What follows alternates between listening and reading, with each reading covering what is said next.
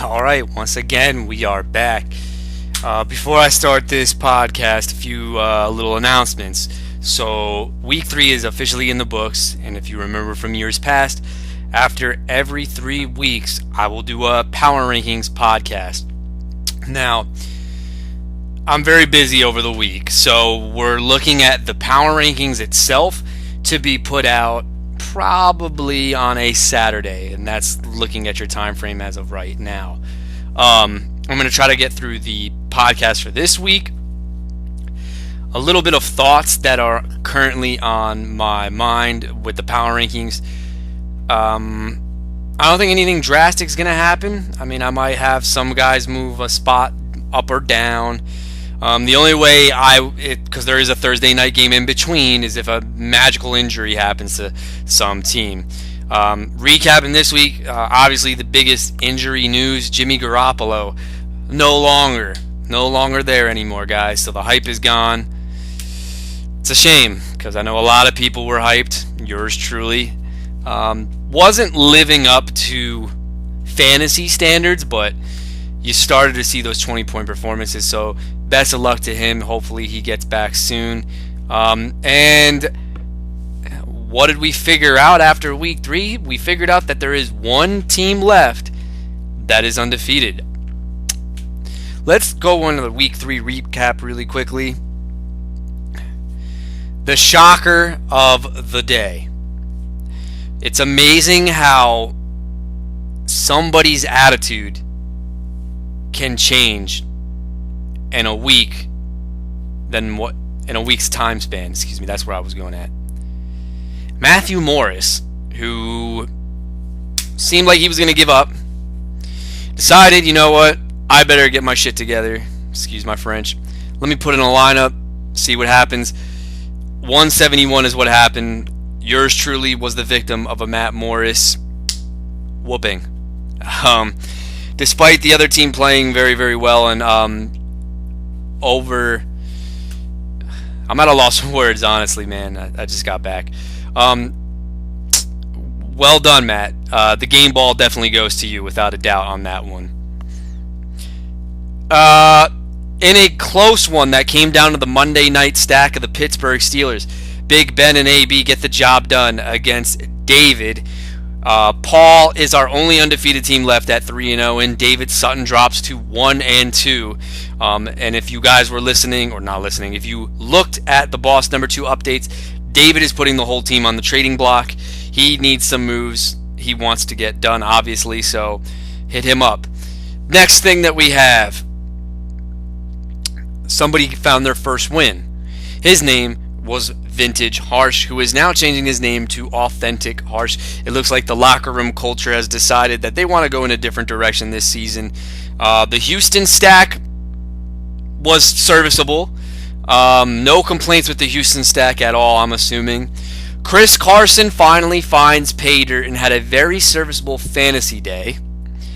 And that's pretty much what it came down to. Also for the fact that a lot of Andre's players did not show up to meet their projections in that one.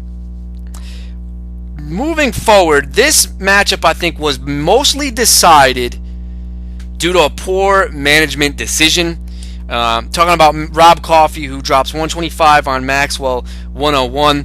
Max risking that Josh Gordon was going to be active. I don't think it would have made a difference anyway if he was out there, to be point blank. And then you're stuck with your Jaquiz Rodgers. Not good. So Rob Coffey goes to 2-1. Congratulations to him on that one. Next one, where we're going to go back, probably the matchup that nobody was looking forward to, nobody was hyped for. Turned out to be a defensive struggle as Brian beats Lewis 103-87. Lewis is the only team left in the league who has not had a victory. So obviously things are not looking so bright, but we'll break down his team in a little bit. And then last but not least, Alan Williams finds his first loss of the season. Johnny J. Fresh gets the job done in a very close one at 131-138. Bottom line, it was a interesting week number 3. A lot of buzz creating around a lot of players in week 3.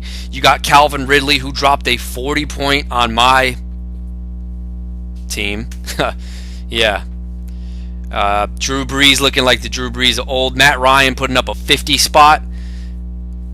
Ryan Fitzpatrick is still the number 1 ranked quarterback and number 1 ranked player in fantasy football. So a lot of these things, Pat Mahomes as well. There's a lot of stuff that's boiling up, guys. Week number 4, let's see what we have in store as I'm going to break down the podcast. Let's move right along into the first matchup, and I am kind of winging this. I have not checked any news, any updates, because I'm very busy. I just got home from work. The first matchup that we're going to break down is Authentic Harsh versus Max Mandel. Both of these teams sit at 1-2. Max is on a 2-game losing streak. Week 1, Max's team, they all scored a bunch of touchdowns. Week 2, laid a dud. And then week 3, I firmly believe was due to a mismanagement decision. And then on the flip side, Harsh can finally breathe because he found himself his first victory. Let's get into the matchups really quickly. Here we go. Quarterback matchup. Andrew Luck finds himself on the bench. Bold take. I think it's time to panic about Andrew Luck. This is the lowest yards per attempt he's had in his career. T.Y. Hilton is not being used as a deep threat anymore. It's check down city for Andrew Luck. What does that tell me? Well, I can look at it as 2 things. That shoulder's probably not fully healed, or he's playing it very, very cautious because he doesn't want to screw it up even more. On the flip side, Deshaun Watson, Harsh. Back in my week 1 predictions podcast, I said this, and I'll continue to say it again. As long as Will Fuller is in that lineup, Deshaun Watson will be a fantasy stud. If Will Fuller is not in this lineup, you have to leave him on the bench. Okay, look at the games he's done without Fuller and with him, and there you go. Now every expert is onto this. I was the first one who called it. Yeah, I understand. Don't be a dumbass, Nick, or don't be an ass because you want to be the guy who planted the flag. But this is what I saw last year, and I predicted it when Will Fuller was out against the New England Patriots. One thing to keep in mind, I don't think I would have expected this, but the Colts have a very underrated pass rush. Yeah. Can't believe I'm saying that. And Houston's line is not very good at all. I actually think that this game could be on more of the low-scoring affair than it could be on the high-scoring affair. Eli Manning has not looked very good, and the fact is that the good matchup against the New Orleans Saints at home, he is projected for 23 points. I think Yahoo's being a little bit generous with this one. No Evan Ingram. Yes, you have Odell Beckham. Bold prediction, Odell's got to get his first touchdown here, man. Bottom line, though, I'd rather take the safety in Deshaun Watson. Wide receiver matchups. Tyreek Hill.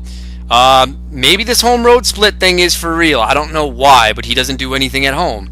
But guess what? He's at Denver, and they're not very good. And Kenny Stills taking on DeAndre Hopkins and Brandon Cooks. Well, the Houston stack, Harsh, I'm going to project the over or under 40 points because I think that's the potential that these guys can bring. I'm going to say under, but I'll predict 35-ish for them. Brandon Cooks, look, I'll flat out tell you this right now, man. You got to be excited for what you're seeing with Brandon Cooks. He's not being a victim of, this guy's on a matchup. And believe it or not, I don't think you can shadow Brandon Cooks with the top cornerback because Robert Woods does more intermediate stuff. Bottom line, you're asking me, who do I pick, Nick? Come on, here we go. Well, I think Tyreek Hill alone is very, very dangerous. However, I'd like the combination of Hopkins and Brandon Cooks. The issue here is, what about Xavier Rhodes? Well, what about him? I understand that Xavier Rhodes is a very good and physical cornerback. I don't know if he shadows Brandon Cooks the whole game, because essentially what you're doing with that is you're giving Goff an option to give it to Robert Woods and Cooper Kupp. I think the defense of Mike Zimmer's got to mix it up a little bit and kind of play it by an adjustment at the half. Chris Carson, Naheem Hines, and they're taking on David Johnson and Matt Breida. Look, David Johnson's been a big disappointment. Even with his talent, with this team being really bad, I didn't think he was going to be so bad, but Matt Breida, you got to temper expectations without Jimmy Garoppolo. CJ Beathard is in. They're going to stack the box. It doesn't matter what Kyle Shanahan can scheme out of the run. Bottom line is this: there's going to be at least one unblocked defender, and you're asking Matt Breida to do a lot with that. I'm not okay with it at all. But on the flip side, when I look at Harsh's running backs, they're nothing to, jump out of your seat for. Carson did find the end zone. Carson does look like he's going to keep the starting gig for a little bit. So, got to go with Max. Eric Ebron, I am not too big on.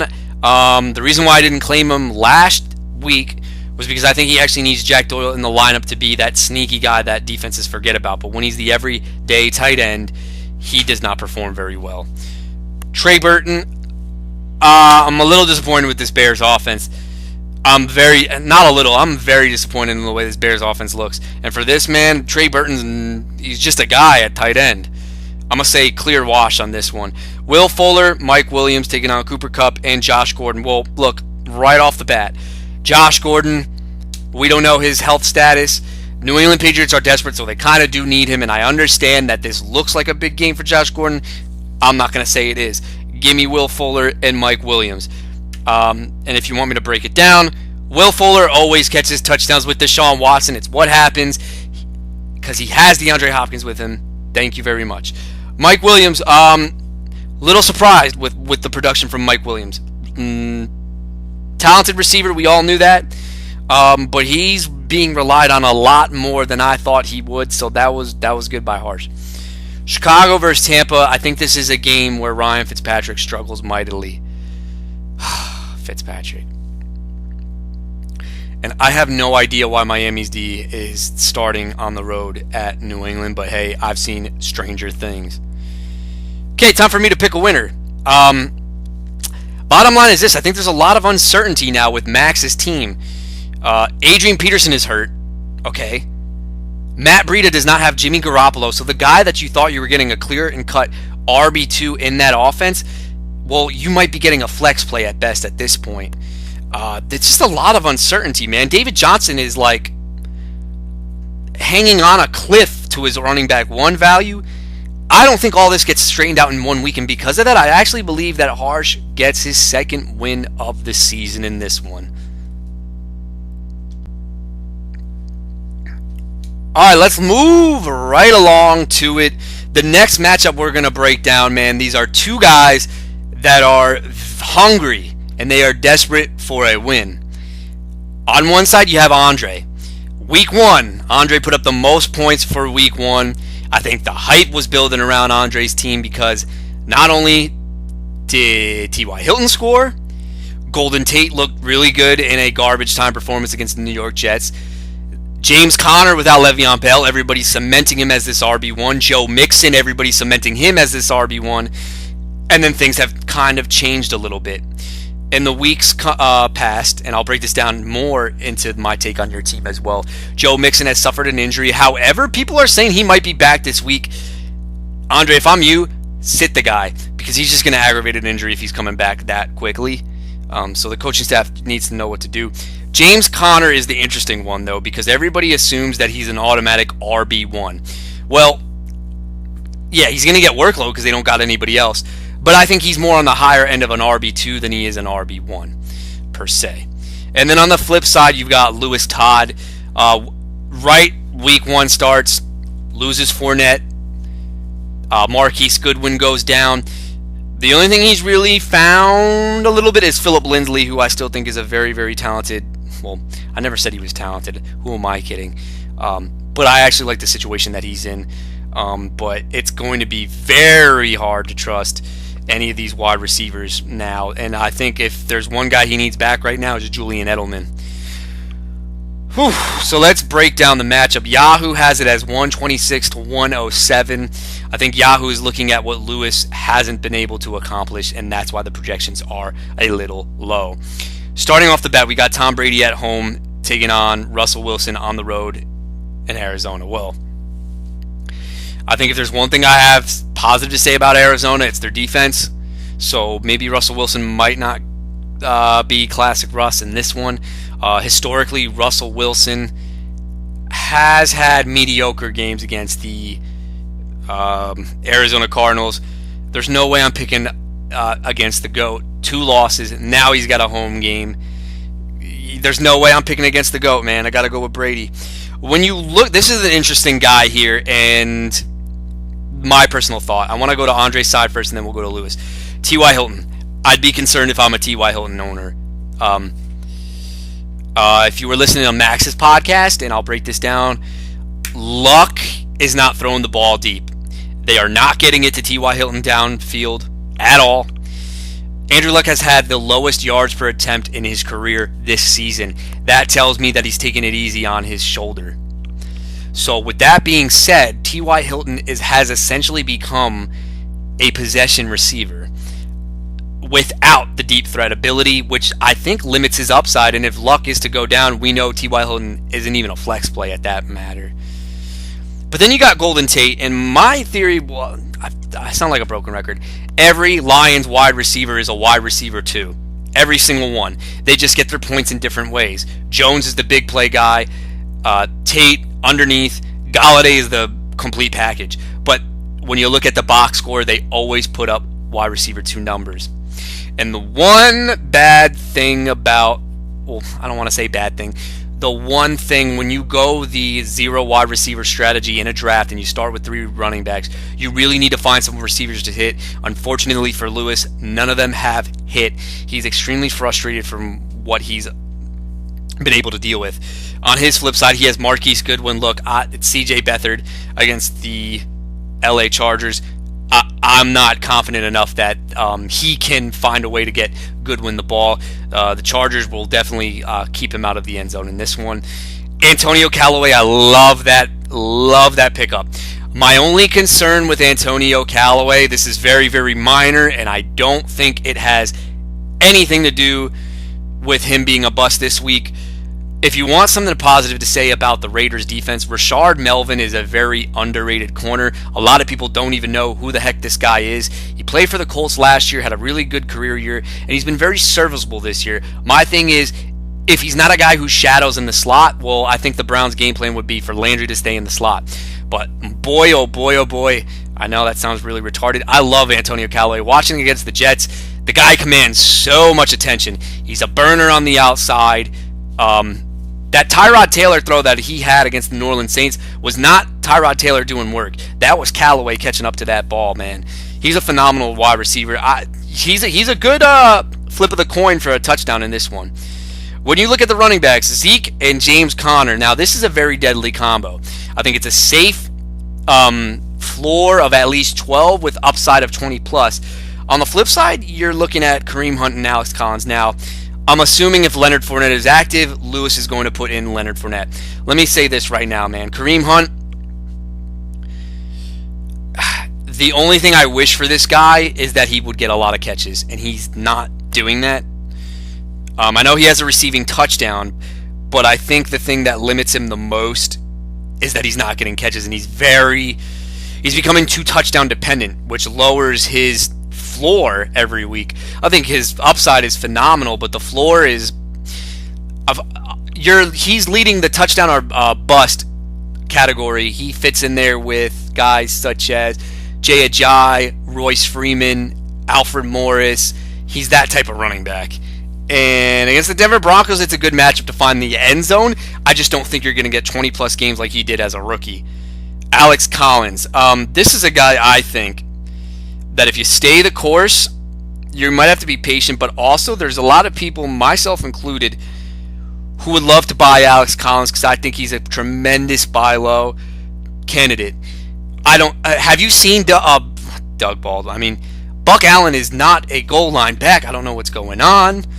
All right, I got to go with Andre, though, man. I just think that his running backs are too powerful for you in this one. Benjamin Watson and Austin Seferian-Jenkins. Wow, the Jets have been serviceable against the tight ends this year.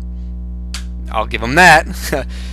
Ben Watson against the Giants, though. One thing you like about the Giants, stream the tight end. And I think Ben Watson has a better chance to find the end zone. Tyler Lockett and Lamar Miller taking on Phillip Lindsay and Demaryius Thomas. Now, Andre, I don't know exactly. Okay, never mind.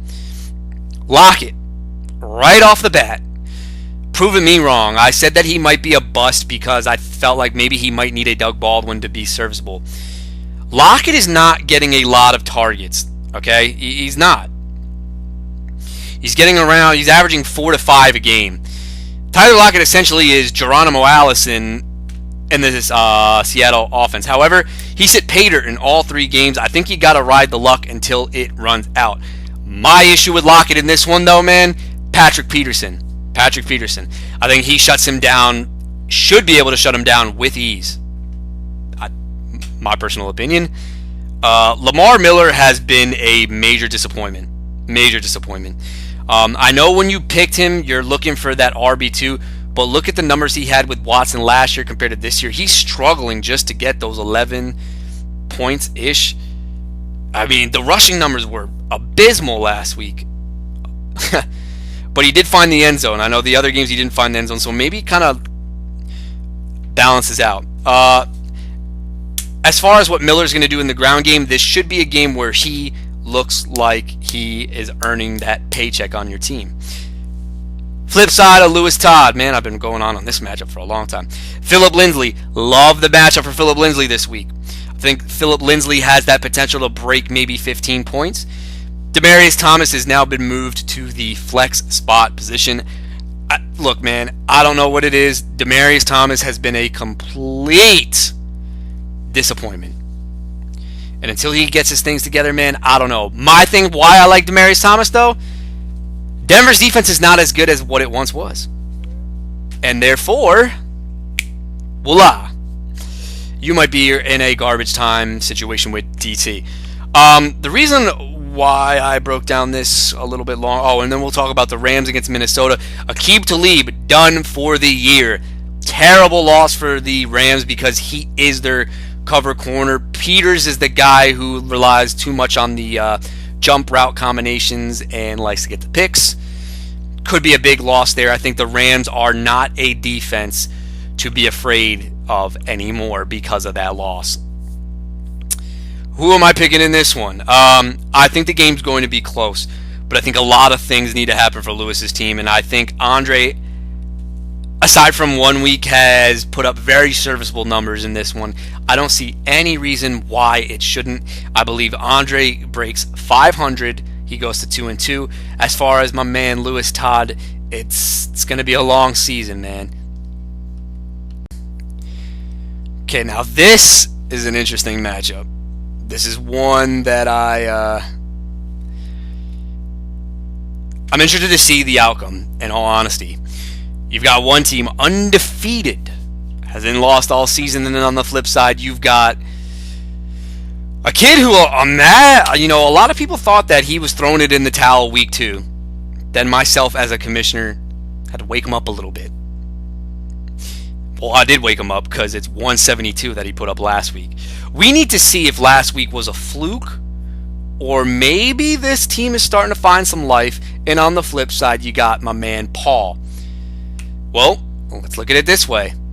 The last time this team faced an undefeated team, which was myself at the time, he beat an undefeated team, and now he's going up, and it's another undefeated team. Let's break it down. Aaron Rodgers versus Ben Roethlisberger. Where's Ben at? Ben's at home? Okay, Paul, you're safe. Aaron Rodgers. Where's Aaron Rodgers? Ooh, draw. Draw.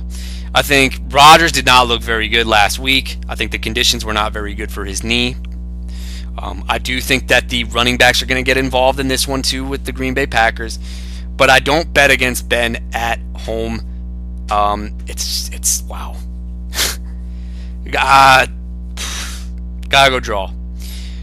OBJ, Calvin Ridley, the newest buzz guy. Antonio Brown, Keenan Allen. All right, here we go. Now, Paul, I flat out told you I will never pick against the Antonio Brown, Keenan Allen combo. But my man, times have changed. I'm not saying to panic the button at all. Panic button, no. Keenan Allen has been through 2 brutal matchups. He finally gets a really nice matchup in this one. He should look very nice. AB, though. What is going on, man? All right. This doesn't look like it's going to end well for the Pittsburgh Steelers this season, man. He had 17 targets in the Kansas City Chiefs game and was bitching. Excuse my French again. Had 9 targets, which isn't bad. But AB's got to realize there's another guy on the other side that can also ball out as well, man. But on the flip side, look at the way Pittsburgh's been scoring the ball. Vance McDonald stiff-armed his way for a touchdown. They had a defensive touchdown. And let's be honest, the defense does not do crap for Pittsburgh. I think AB will be fine. I think a lot of people want to put it in this storyline and say, oh, has AB lost his wide receiver one value? As soon as you say something like that, what's going to happen? He comes back. One thing to note, though, got to double check. Jimmy Smith was suspended for 4 games. I think. I don't know if he comes back this week. That's something to look for because he does limit Brown a little bit, but I think you should be fine either way. OBJ scores his first touchdown, and he might even get his second in this one. And then the newest guy that everybody's talking about, Calvin Ridley, the Bama boy, he has 4 touchdowns in the last 2 weeks. Does that streak continue? Well, when you have Julio Jones on the other side, things look really good for you. Who do I pick in this one, though? Believe it or not, this is the even matchup. Give me a draw. We go down to the running backs. Crowell and Howard taking on Drake and Coleman. This is interesting because Kenyon Drake looks like he could be involved in the passing game a little bit. Tevin Coleman, hey, you're rolling him out there as long as Freeman's not healthy. On the flip side, you've got Crowell, Jordan Howard. Now, the way I feel about these two guys, I'm completely wrong on Jordan Howard in this offense, man. He does not look very, very good, and it's not his fault. It's the play calling, it's just the quarterback situation, and Crowell. These guys are 2 touchdown or bust guys. Now, last week they hit for you, and if you get everybody hitting, good things are going to happen. I don't see these guys. Well, who's Howard will cross the end zone. Crowell will not, but I like the floor safety in Paul's backs a little bit better. I have no idea why Rhett Ellison was just picked up. Paul's got Travis Kelce with Pat Mahomes against a vulnerable Denver. Oh, that's a big money for Paul. Sony Michel and TJ Yeldon taking on Marshawn Lynch and Sterling Shepard. Paul is getting a lot of gifts. Okay, so Nick, what do you mean by that? Well, Devonta Freeman gets hurt, Tevin Coleman gets inserted, automatic RB2. Next thing, trades Amari Cooper for Travis Kelce. Beautiful maneuver by Paul. And last but not least, Sterling Shepard will be more utilized now with Evan Ingram no longer a part of the game plan. Wow. On the flip side, I think the upside for Sony Michel is tremendous. However, he did not show me a lot in the Detroit Lion game. But Rex Burkhead placed on the IR, which means it's going to be Sony and James White the rest of the season. That's what you're going to look forward to. TJ Yeldon. If Fournette is active, this guy has no value. Plain and simple. Philly and Seattle. Oh. They're projected at an even apiece. Got to go draw. All right. Enough with the talking. Time to pick. I honestly think that these guys are going to put up a lot of numbers in this week, guys. I don't think that the projections at 118 to 128, I think both of them smash those predictions. But in the end, Paul is the definition of what I call a boom or bust team. Now, the record shows 3-0. But hypothetically speaking, Paul's record most likely sits at a 2-1 because David's team did not get the job done last week. When the Pittsburgh Steelers are home, expect Paul's team to pretty much have a very, very solid week. When the Pittsburgh Steelers are on the road, expect a mediocre week. But a lot of this too has, and I know Paul's loving every second of the ego that I'm building up here. All their factors you got to factor in. Keenan Allen has been against 2 really bad matchups the last 2 weeks. Sterling Shepard was never part of the game plan. Now with Evan Ingram gone, he's part of the game plan. The only guy I think I'm a little bit concerned going forward with this roster in the future, actually, you'll have to wait and see for the power rankings. My turn to pick. I think that this matchup gets a lot of points. I think Matt puts up 125, but in the end, I think Paul puts up a 135-point performance. I think Matt's team's got a lot to look forward to with the future, but in the end, it comes down to Isaiah Crowell not fine in the end zone. Rhett Ellison, why? And I don't know about the flex. I'm a little uncertain about what he's going to do there. Therefore, I got to go with Paul. Next mix. Wow. I really messed that one up. Sorry. Next matchup I'll be breaking down now. Looking at it, this is two 2-1 teams. One was a victim of a trap game. Trap games are for real. The other, I don't think, no matter what he'll say to you, I don't think he would have ever expected, without his star player, that he would be 2-1. And in classic B fashion, if there's one guy who is always, if I was ever to put my money on B, this is not a knock on B at all. If there was one guy, I would say, pick the guy you think would win in a low-scoring affair. Boom. Give me Brian Bonney. He's done it week in, week out, year in, year out. For some reason, it's not a fluke because it seems to happen. He always seems to get those matchups done. I don't understand why. But in low-scoring affairs where the teams don't meet their projections, I don't have this record, but I guarantee you it's like 19-0. He seems to always win those, man. So props to him. Let's get into the matchup. Both these teams looking to make a statement in their division. One already has the division lead. The other's trying to creep up because the point total is not where it should be. But then again, that's what's going to happen when Le'Veon Bell decides that he doesn't want to play. Matt Ryan and Phillip Rivers. Both guys are at home. Both have tremendous matchups. I think you got to go with a clear-cut wash in this one. Jarvis Landry. Geronimo! Taking Mike Evans and Stephon Diggs. Great news for Stephon Diggs. No Aqib Talib. Oh, boy. Could be trouble. Mike Evans. If there's one guy that has looked very good for fucking... Damn, I need to stop cursing so much. If there's one guy who's looked really nice for Brian, Mike Evans, man. 22 points, 17 points, 22 points. I do think, though, that Chicago might give him a little bit of fits. Not fits as in struggles, not Fitzpatrick-ish. But I think he'll still be all right. Jarvis Landry with Baker Mayfield. I gotta love the upside with that combo. Geronimo Allison, do I think he's gonna score? Probably, maybe. I don't know. He seems to always find the end zone, but I gotta go with Brian on this one. That's the one thing I did like that combo a lot by B. Running backs. I do not have Christian McCaffrey, but that's okay. I'm not gonna break it down. Brian, you don't have your running back. You gotta play in these PPR backs because it's the only thing that's available, these third down guys. O.J. Howard taking on Jimmy Graham. Shocker special. I am not starting O.J. Howard. I'll probably go David Njoku. I just haven't updated it yet. I like Njoku with Baker Mayfield, especially against the Oakland Raiders. I will not be starting O.J. Howard, despite him being very, very, very, very good. Jimmy Graham just popped up onto the injury report, and I don't know why. Oh, a knee injury. They're saying it might be a rest day, so I think that's all right.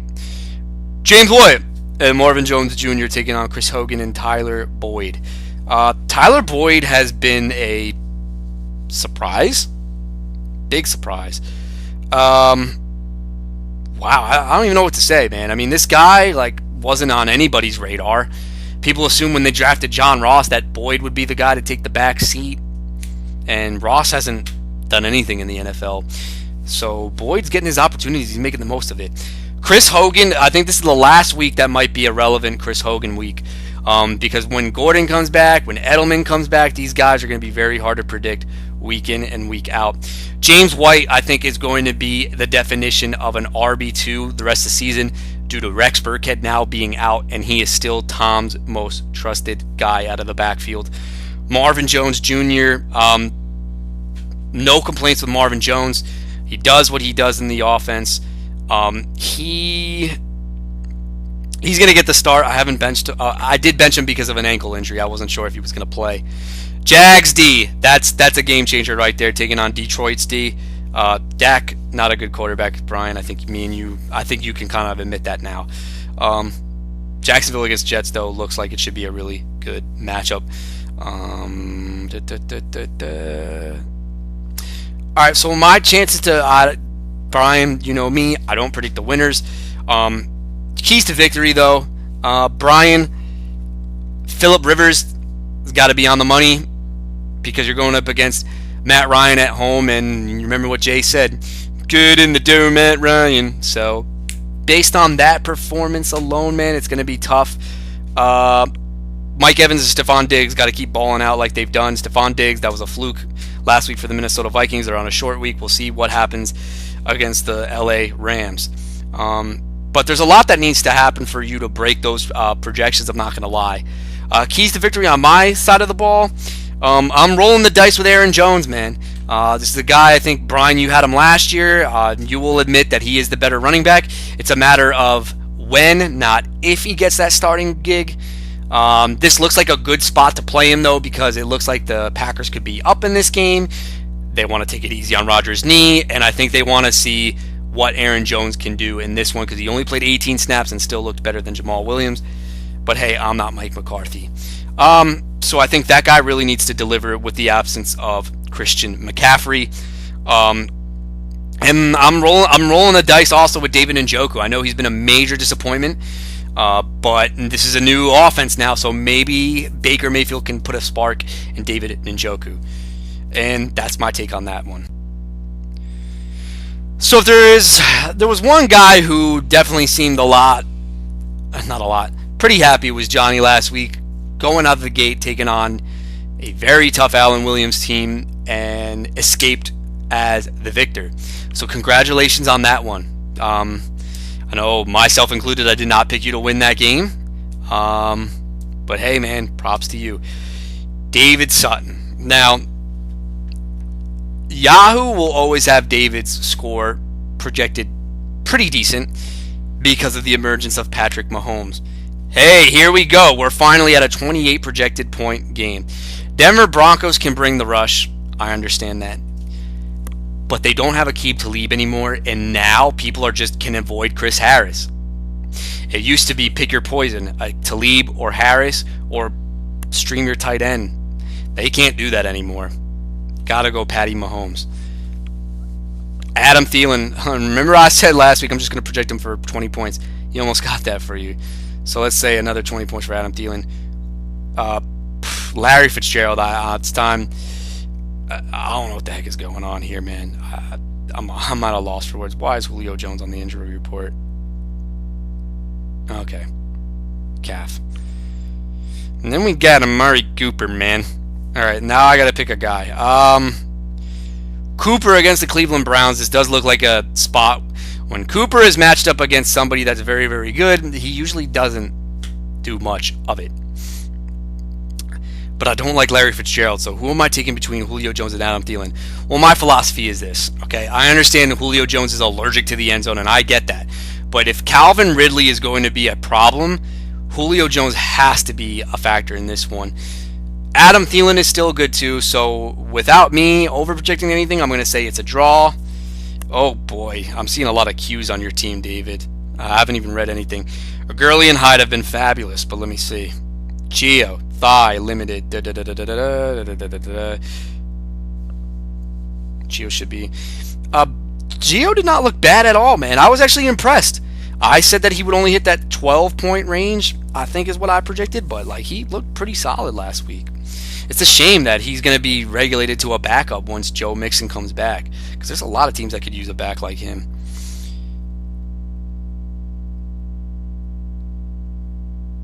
Okay, this is the interesting one. Dalvin Cook. Now, it is Wednesday, so I haven't heard any news on him. I think this is a terrible, terrible coaching job by Mike Zimmer and the Minnesota Vikings coaching staff. They need to shut this guy down for a little bit. If they think that they're a playoff team, you need to give him more than just a week and a half rest, okay? This guy's not healthy. His leg, if this guy plays, I can guarantee you this guy's going to get hurt again. They can't rush him. I'd be very concerned if I was a Dalvin Cook owner. My main reason was because of his health. Give me Johnny because of the healthier back situation. Rob Gronkowski on the injury report. What's going on?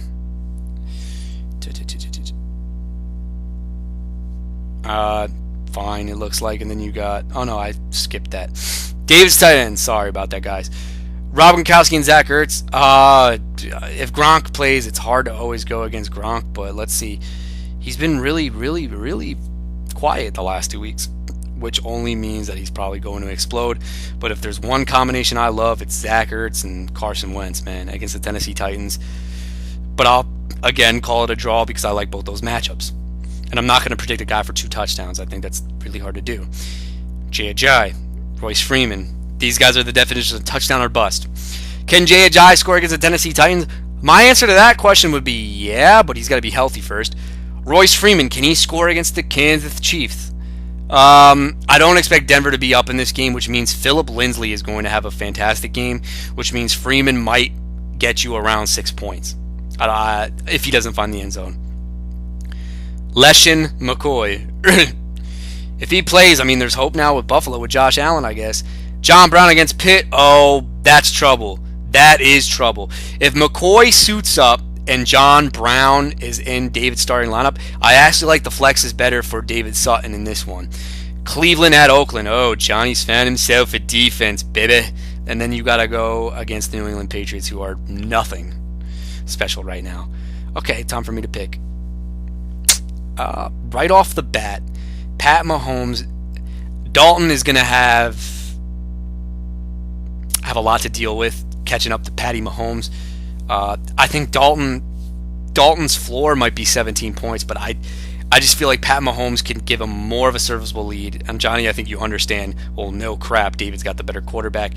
Receivers, I think it's going to be very close because I don't like the matchup for Amari Cooper. But here's where I think things get really bad on the David side of the ball is Todd Gurley and Carlos Hyde, Rob Gronkowski. But even though I like David's flexes, this is where I think things get a little bit interesting. In order for Johnny to cement a victory, he needs a Jay Ajayi and a Royce Freeman touchdown because I think he's got a good floor everywhere else.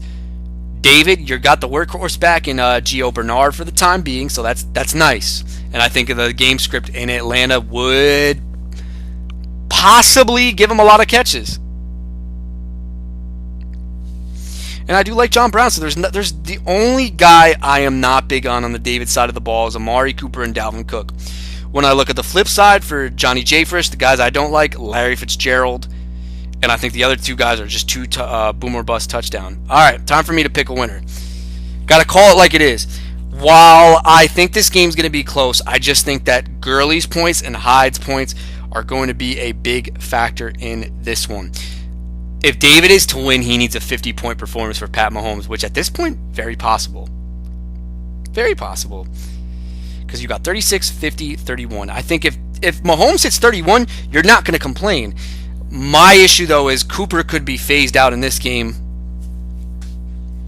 Man, now I'm going back and forth, man. I don't know. Well, how's the Jai doing? Oh, you know what? After I just saw that status about not ready to practice in full yet, I think I might go with an upset. But I don't like Dalvin Cook. Oh my God, dude, this is such a. I can say Johnny and then I say, but I like this for David. I can say David, but I hate this. So I think Dalvin Cook's, even if Dalvin Cook doesn't play, because I'm predicting 0 points, that would then essentially leave him with Garcon in the flex. And if I'm basing it off of this. If those guys can't go, I think Johnny's got more serviceable options. So I wouldn't be surprised if David won, but I'll go with Johnny because of the uncertainty of injury. Okay, it's funny because this is a matchup of the week, yet one of these teams doesn't have their roster set yet. But I got to look at it, I got to call it like it is. 2 2-1 teams, 2 teams that have very, very high point totals on the season. It doesn't get any better than this. One came off of close matchup. He lost. On the other hand, the one other guy, the former champ, or the current champ, I shouldn't say former, it's 1-2 straight. Alan loves competition, and Alan usually will get hyped up for this type of matchup. And the champ has got his work cut out for him in this one. So, got to break it down. We've got a very, very, very big matchup. A possible playoff preview, even if you want to go that far. Allen does not, or let's get into it. Allen does not have his quarterback, okay? My prediction, Allen either rolls with the Fitzmagic, or I could see something like, I don't know what the heck is left. Marcus Mariota? Like, I don't even know. I have no idea what the kid's going to do. You don't know what he's going to do. I don't even think he knows. I don't know what he's going to do. Leave it at that. Carson Wentz at the Tennessee Titans. All right. Pennsylvania did not look that great last week. I think we all noticed this, but I'm not going to predict anything with the quarterbacks because I don't know who Allen has. Michael Thomas and A.J. Green. Well, A.J. Green might be limited. He could be a decoy. Michael Thomas, though, has been the number one wide receiver in fantasy football. The guy is putting up astronomical numbers in the catching department. What is this? Why are there Q's on your team? I haven't even seen this, kid. Oh, my God. Oh, abdomen. Oh, it's abdomen injury. You're fine. Kamara. Kamara with a knee injury. All right. I mean, obviously, whenever you see knee injury, you're going to get a little bit concerned. We don't know anything at this. Oh, my God. 24 points? Well, you're giving Alvin Kamara quarterback one projecting points? Oh, it's the Giants, but still, oh, my God. Picnic. Okay. I'll go with Coffey side because I don't know about AJ Green's health. Camara and Barkley going head to head, and they're playing each other in real life. Gotta love it. But if Alvin Kamara is out there, give me Alvin Kamara. Guys. After getting so hyped up, I'm now looking at Duke Johnson versus Kerryon Johnson. Kerryon Johnson's got a lot of upside. Don't get me wrong. I'll go Kerryon Johnson just because Duke Johnson is not even star worthy at this point. Tight end empty for taking on Kyle Rudolph. I'm gonna go empty because no, I'm just kidding. For now, Rudolph because there's not a better tight end out there than Rudolph right now to pick up. I mean. Kenny G, Robert Woods taking on Emmanuel Sanders and Nelson Aguilar. Nelson Aguilar. Let's talk about Nelson Aguilar. Did not have a good game for once. Emmanuel Sanders, the script looks perfect for him, but on the flip side, Galladay, Robert Woods. Okay, I'm going to make a bold statement here. People are saying, oh my God, this Dallas D is so good. All right. From the receiving standpoint and the offensive standpoint, Dallas has played Carolina. They don't have good receiving options. They have played the New York Giants, terrible offensive line. And they have played, who's the other? Seattle, terrible offensive line, and Tyler Lockett still scored. I'm not buying this. This is easily the toughest receiving matchup they have to go against. I like every week. I like all the Lions receivers, so I'm not going to go up against that. Robert Woods looks like he'd be the one to have a good game in this one, just because I think that you can't match him up with Xavier Rhodes, no matter what. Emmanuel Sanders, Nelson Aguilar, give me Allen. Chargers D and San Fran is a game changer, though, man. All right, let's take it. Let's see who's going to win. Love me some Davante Adams on Coffey's team. Juju is such a stud, dude. Juju, love Juju. Camara. You gotta love Camara. Kerryon Johnson's very questionable. I understand he looked fantastic last week. I just don't, even with him doing that, LeGarrette Blount was still involved, Theo Riddick was still involved, so it's very hard to trust because Detroit had the lead the whole game as well. So I don't know what the heck's going to happen with him. Emmanuel Sanders, almost 12 points. Nelson Aguilar, 9 points. Okay, Nick, time to pick a winner. Well, I'm going to say this right now. Marvin Jones is optimistic that A.J. Green is going to be in there. The Falcons, okay, have lost everybody every week, which leads me to predict that A.J. Green can score if he's healthy on the football field. Michael Thomas is going to do what Michael Thomas has been doing. Saquon Barkley will do with what he's been doing. The only guy I don't like on Allen's team right now is the quarterback to be determined, and the tight end is a wash. I don't really judge him on that. And Duke Johnson Jr. Coffey, I think Kerryon Johnson's got to rely on game script, although that wouldn't make sense because he's a versatile back. Emmanuel Sanders and Nelson Aguilar. I like Sanders. Aguilar, I'm always like flipping a coin with. I don't know what to do with that guy. It's going to be a very, very, very, very close matchup. I do like Carson Wentz against the Tennessee Titans. But he just did not look very, very good. I think he's a little rusty. He's going on the road. But I can't pick against him. You know what? Let me see the quarterbacks.